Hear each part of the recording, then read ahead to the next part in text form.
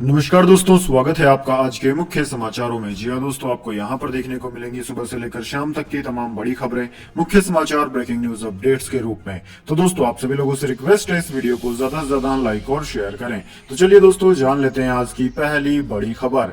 महाराष्ट्र में होगा कैबिनेट विस्तार, देवेंद्र फडणवीस से मिले अजित पवार, उद्धव खेवे का शिंदे गुट पर तंज।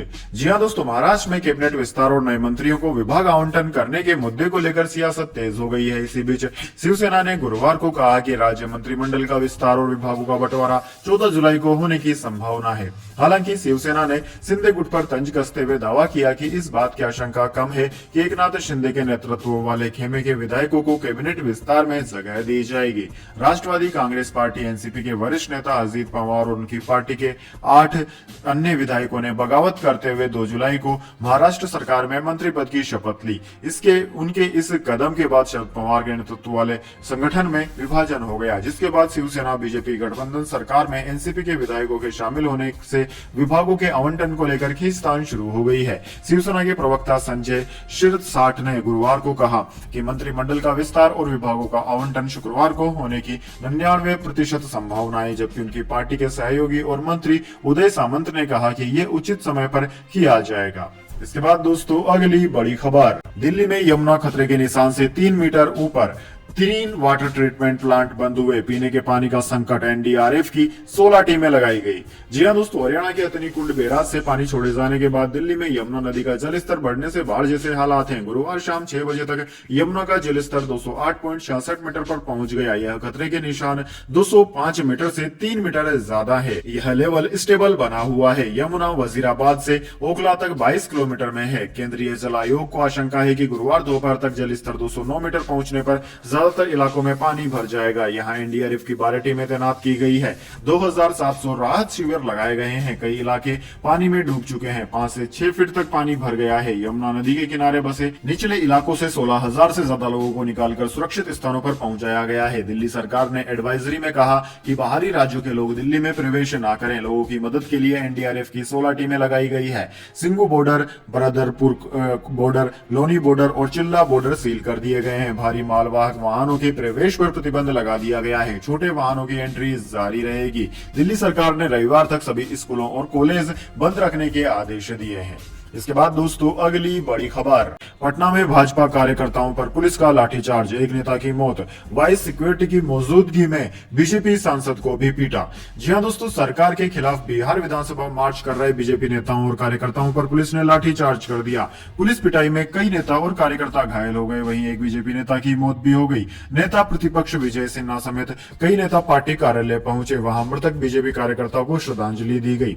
पुलिस ने महाराजगंज सांसद जनार्दन सिग्रीवाल को भी लाठी से पीटा और धक्का दिया। इसमें वह घायल हो गए। उनके सिर और चेहरे पर चोट आई है। जनार्दन सिंह सिग्रीवाल आईजीआईएमएस के प्राइवेट वार्ड 1 में एडमिट है। उनका सीटी स्कैन हुआ है, ब्रेन नॉर्मल है। सांसद को वाइस सिक्योरिटी मिली हुई है। पिटाई के समय उनके सुरक्षाकर्मी भी मौजूद थे। बीजेपी नेताओं और कार्यकर्ताओं को डाक बंगला चौराहे पर पुलिस ने रोकने की कोशिश की थी। जब वे नहीं माने तो पहले वाटर कैनन से पानी की बौछार की गई, आंसू गैस के गोले छोड़े गए, फिर दौड़ा कर पीटा गया। बीजेपी कार्यकर्ताओं ने पत्थरबाजी की, पुलिस पर मिर्ची स्प्रे से हमला भी किया।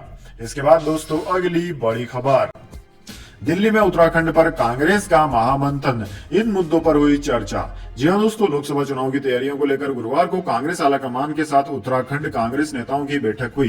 कांग्रेस अध्यक्ष मल्लिकार्जुन खड़गे की अध्यक्षता में हुई बैठक में कांग्रेस के पूर्व अध्यक्ष राहुल गांधी, कांग्रेस के संगठन महासचिव केशव वेणुगोपाल, पूर्व मुख्यमंत्री हरीश रावत समेत पार्टी के कई नेता मौजूद रहे। बैठक में फैसला हुआ कि कांग्रेस पार्टी अग्निवीर योजना को लेकर उत्तराखंड में पदयात्रा निकालेगी। पदयात्रा में राहुल गांधी और प्रियंका गांधी भी शामिल होंगे। कांग्रेस के राष्ट्रीय अध्यक्ष मल्लिकार्जुन खड़गे ने बैठक की तस्वीरें ट्वीट करते हुए कहा कि देवभूमि उत्तराखंड राज्य आज नई ऊंचाई चुनौतियों से जूझ रहा है। राज्य में हमारे नेता व कार्यकर्ता एक प्रबल विपक्षी भूमिका निभाकर बीजेपी सरकार की जन विरोधी नीतियों को उजागर कर रहे हैं। हमारा प्रयास है कि उत्तराखंड में सब लोग मिलजुल कर रहें और राज्य को प्रगति की ओर ले जाएं। इसके बाद दोस्तों अगली बड़ी खबर, सीमा को पाकिस्तान भेजो वरना 26/11 जैसा हमला होगा, मुंबई पुलिस को कॉल आया, आतंकी संगठन भी दे चुका है धमकी। जी हां दोस्तों, मुंबई पुलिस को बुधवार को 26/11 जैसा आतंकी हमला करने की धमकी दी गई है। कंट्रोल रूम में फोन करके एक व्यक्ति ने कहा कि अगर सीमा हैदर वापस नहीं आई तो भारत बर्बाद हो जाएगा। 26/11 जैसा हमला दोबारा होगा। इंटेलिजेंस एजेंसियां मामले की जांच कर रही है। इससे पहले 11 जुलाई को बलूचिस्तान से आतंकी संगठन ने एक वीडियो जारी करके भारत को धमकी दी थी। एक हथियारबंद आतंकी सीमा हैदर को पाकिस्तान वापस भेजने की बात कर रहा था। आतंकी धमकी देता है कि अगर सीमा और उसके 4 बच्चों को पाकिस्तान को नहीं सौंपा गया तो इसका इंतजाम पाकिस्तान में मौजूद हिंदुओं और दूसरे गैर मुस्लिमों को भुगतना होगा। इधर सीमा का दावा है कि पबजी गेम के जरिए उसका संपर्क नोएडा में रहने वाले सचिन से हुआ, दोनों में प्यार हुआ। इसके बाद सीमा 4 बच्चों को लेकर नेपाल पहुंची, वहां से बस के जरिए भारत आई और नोएडा में सचिन से शादी के बाद वहां 50 दिन से रह रही है। आज राज खुला तो सीमा और सचिन को गिरफ्तार कर लिया गया था। फिलहाल दोनों जमानत पर बाहर हैं।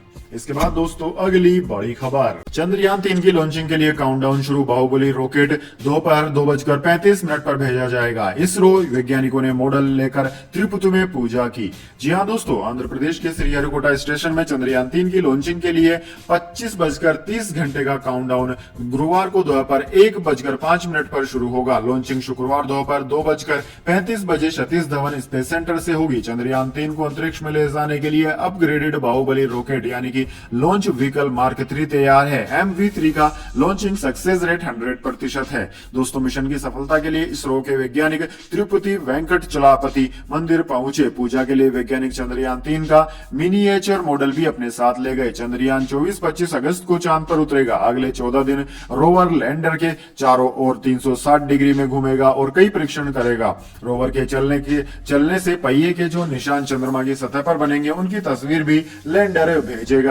दोस्तों, भारत चंद्रमा पर राष्ट्रीय ध्वज पहुंचाने वाला चौथा देश बनेगा ही।